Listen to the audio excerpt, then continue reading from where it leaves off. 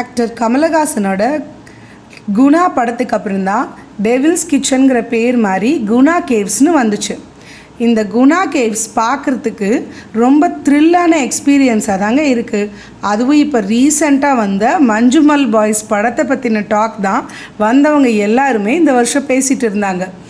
நாங்கள் போன போதும் அப்படி ஒரு த்ரில் எக்ஸ்பீரியன்ஸ் தான் இருந்துச்சு. ரெஸ்ட்ரிக்டட் ஏரியா வரைக்கும் பார்க்கும்போது நமக்கு எந்த ப்ராப்ளமுமே இல்லைங்க. அதை மீறி நம்ம போகும்போது தான் ஒரு பிரச்சனையை நம்ம சந்திக்கிறோம்.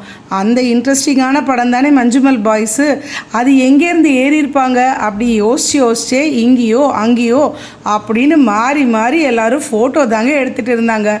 மேலே போய் பார்க்குறதுக்கு ஒரு வியூ பாயிண்ட்டும் அங்கே அமைச்சிருந்தாங்க. ரொம்ப த்ரில்லான எக்ஸ்பீரியன்ஸாக தாங்க இருந்தது இந்த தடவை குணா கேவ்ஸ் போகும்போது. இதோட டைமிங்ஸ் 9 to 5 PM. மிஸ் பண்ணாமல் இந்த த்ரில்லான எக்ஸ்பீரியன்ஸை கண்டிப்பாக பாருங்கள்.